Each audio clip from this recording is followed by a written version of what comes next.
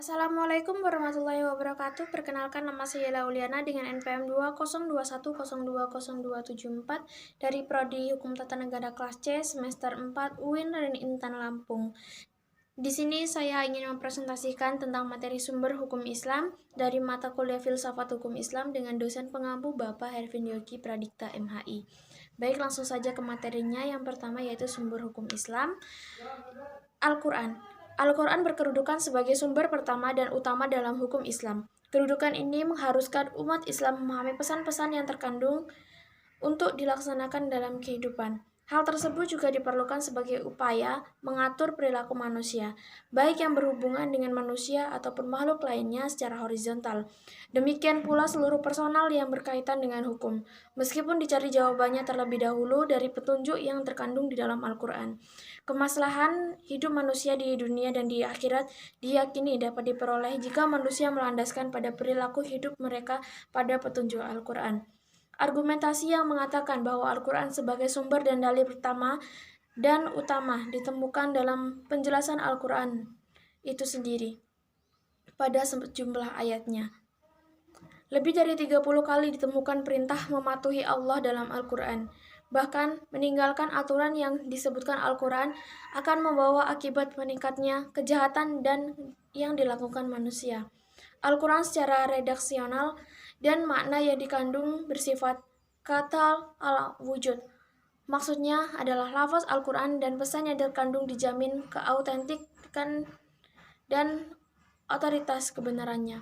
Keautentikan itu terjamin karena transformasi periwayatan secara keseluruhan mencapai tingkat mutawatir. Selain itu, jaminan keaslian Al-Quran mendapat invensi langsung dari pemiliknya yaitu Allah Subhanahu wa taala. Yang kedua, Al-Sunnah. Pada uraian sebelumnya telah dijelaskan bahwa Al-Quran sebagai sumber utama yang paling utama dari hukum Islam yang bersifat global yang membutuhkan penjelasan secara operasional. Nabi Muhammad SAW sebagai penyampai ajaran Al-Quran diberi otoritas oleh Tuhan untuk menjelaskan lebih lanjut apa yang terjadi diwahyukan kepadanya. Dengan demikian, Al-Sunnah baik dalam bentuk perkataan, perbuatan maupun dalam bentuk takrir berkedudukan sebagai sumber kedua setelah Al-Quran. Kedudukan Al-Sunnah sebagaimana disebutkan di atas berdasarkan argumentasi bahwa secara normatif ditemukan ayat Al-Quran yang menyeluruh untuk taat kepada Rasul. Ketaatan kepada Rasul sering dikaitkan dengan ketaatan kepada Allah Subhanahu wa taala seperti yang ditemukan pada surat An-Nisa ayat 13, artinya hukum-hukum tersebut itu adalah ketentuan-ketentuan dari Allah. Barang siapa taat kepada Allah dan Rasul-Nya, niscaya Allah memasukkan ke dalam surga. Al-Quran sering menetapkan beriman kepada Rasul sebagai Rasul sama dengan kewajiban beriman kepada Allah Subhanahu wa taala disebutkan dalam surat Al-A'raf ayat 158.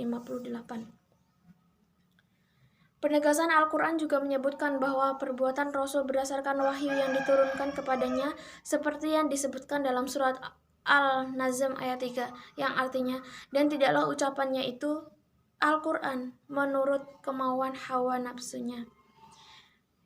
Baik, materi yang selanjutnya yaitu akal dan proyeksi ijtihad. Yang pertama, pengertian akal.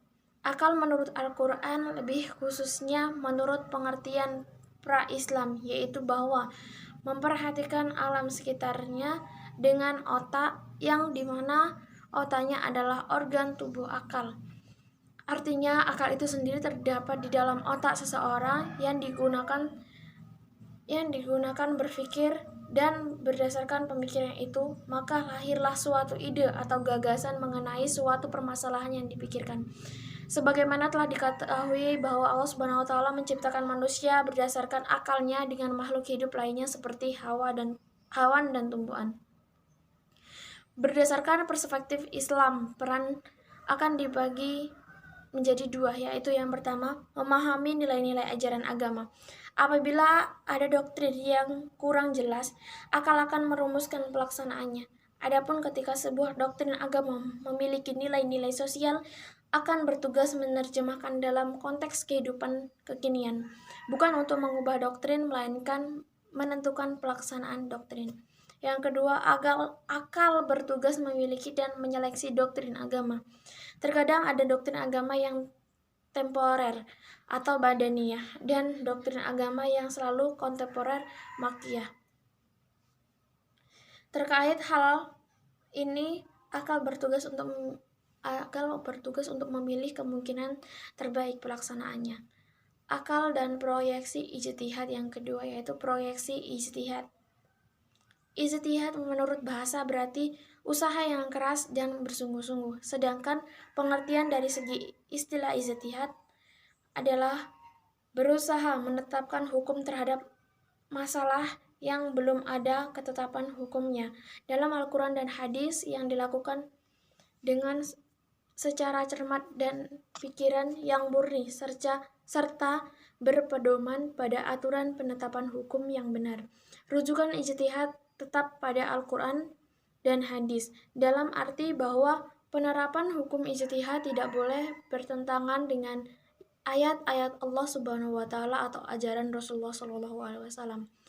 Orang-orang yang berijtihad disebut mujtahid. Antara mujtahid yang satu dengan mujtahid yang lainnya dalam penetapan perkara yang belum ada.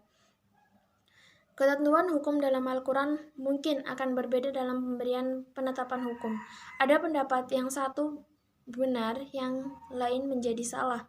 Hal ini akan menjadi penilaian yang mempengaruhi hukum. Ijtihad menjadi sumber hukum Islam yang ketiga. Boleh dilakukan oleh siapa saja yang memiliki persyaratan minimal seperti memahami mafhum ayat atau hadis, memiliki atau menguasai ilmu alat, mengetahui latar belakang suatu ayat atau hadis, luas memahaminya terhadap pengetahuan Islam, memiliki loyalitas yang tinggi terhadap agama, dan lain-lain. Ijtihad diterapkan dengan beberapa cara, antara lain ijma dan qiyas.